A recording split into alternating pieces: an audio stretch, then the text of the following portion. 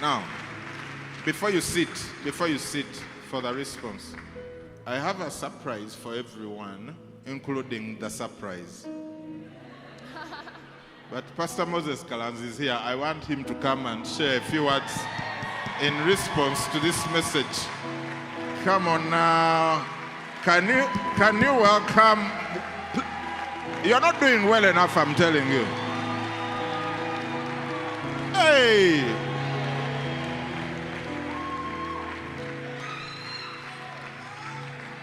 This man has... God arranges these things. I didn't know Pastor Moses was going to be here, but the thing that Pastor Roxana is preaching about, that she has lived out very well, this man lives out at the speed of a rocket.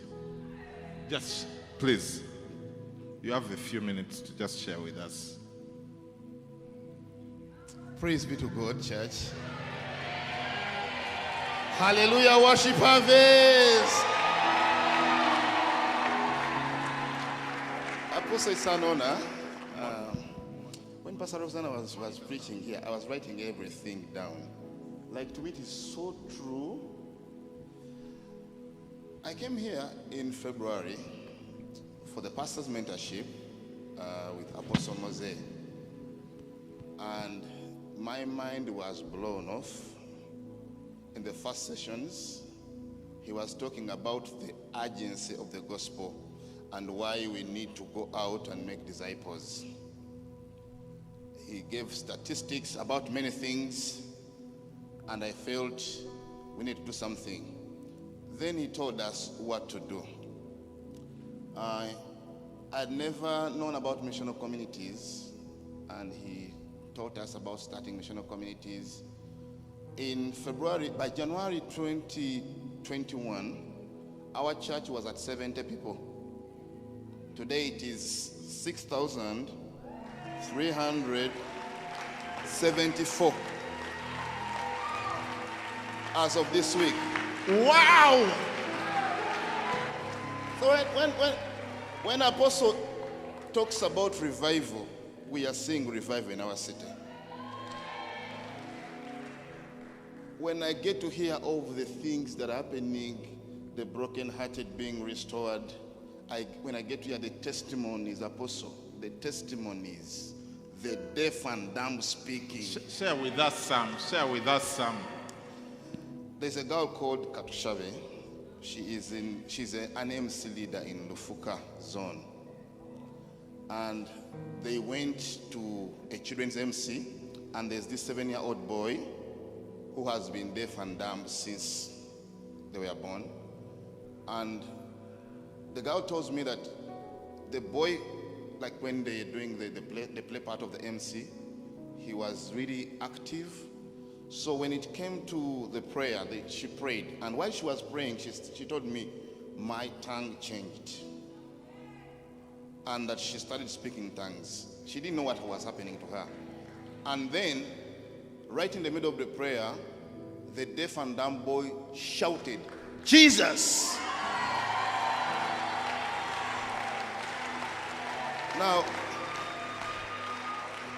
when I get to hear these things, I grow goosebumps, you know.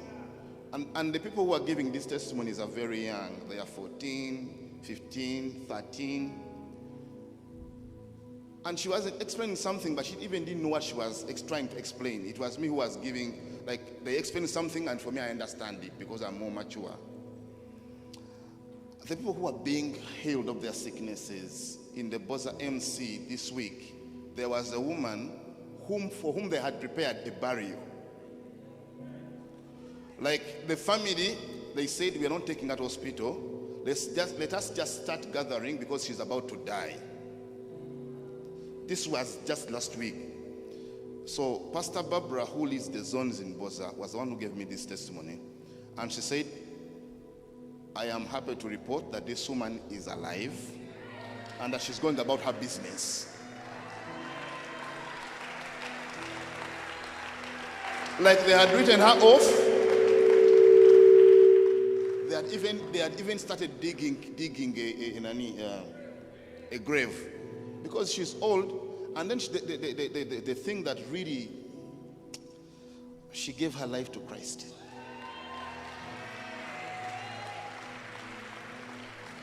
I have seen people call me.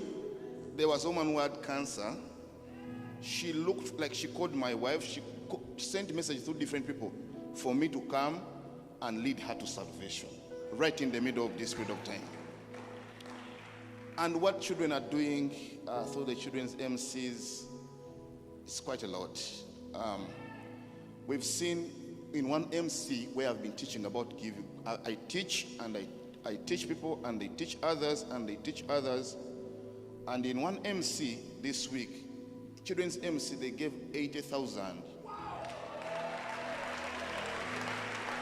So poverty is being broken.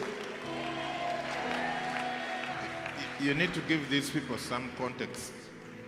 That's probably what the whole church used to give.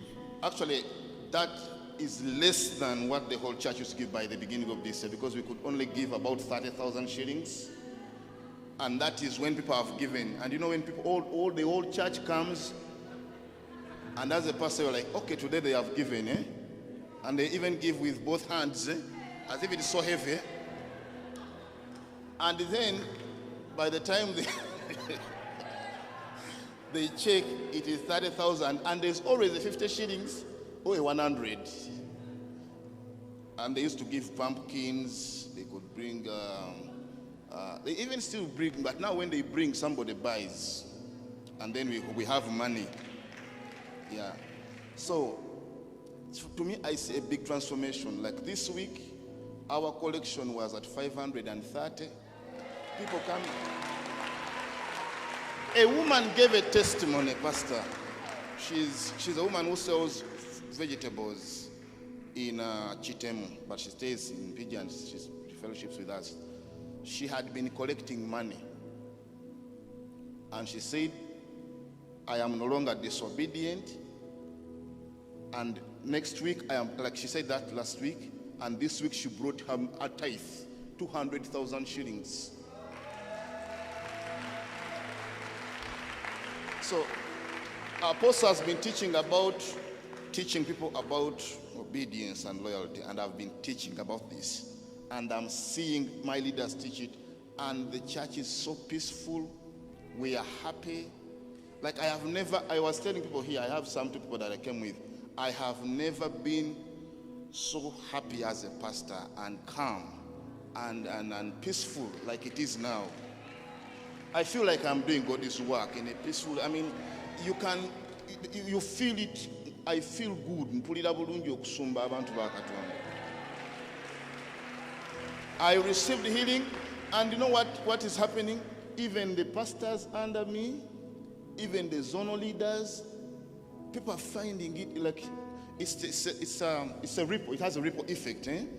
It is happening everywhere, at all the different levels of the discipleship hierarchy. So I'm just so thankful to Worship Harvest for introducing us to this space. It is a revival. Musumba, I have, like when Pastor Roxana said it should not end with you, I was like, I have pastors in my mentorship. And one guy, Pastor Charles Karuhanga, Great Commission Mission Church, has risen his church from 29 to 163 in just 1 month.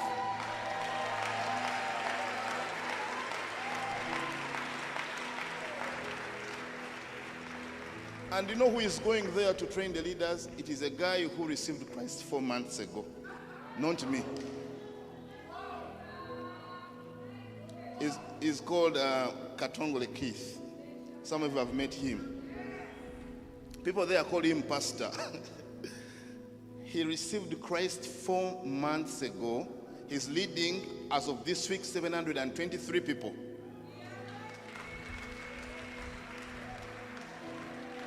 Margaret Namulindwa leads an MC, leads the zone of our Lufuka zone, and it has 1,005 people as of this week. She's about 22, and she's leading. Like when people are saying these things here, I'm like, like it's so difficult to believe, But it is happening because we are right in the middle of a revival.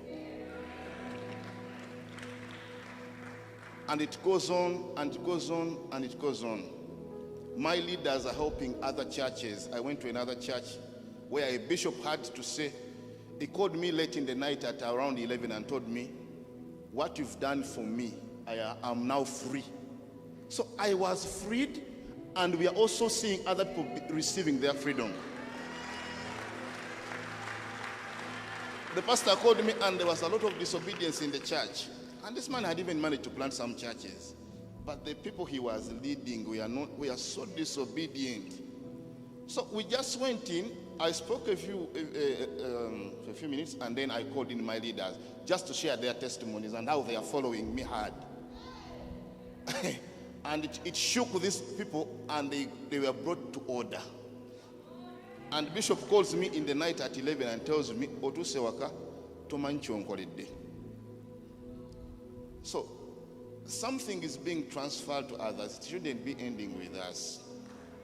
I have committed, Apostle, to train as many people. We are breaking out. I've left my home in Mpigi. I've come closer so that we can break out into new areas, so that all other places can also see revival. I'm contacting as many pastors as I can to see that they can also receive what we have received from Worship Harvest.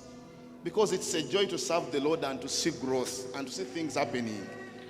Hallelujah. May God bless you.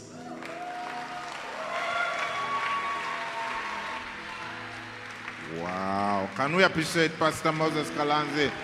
Come on now.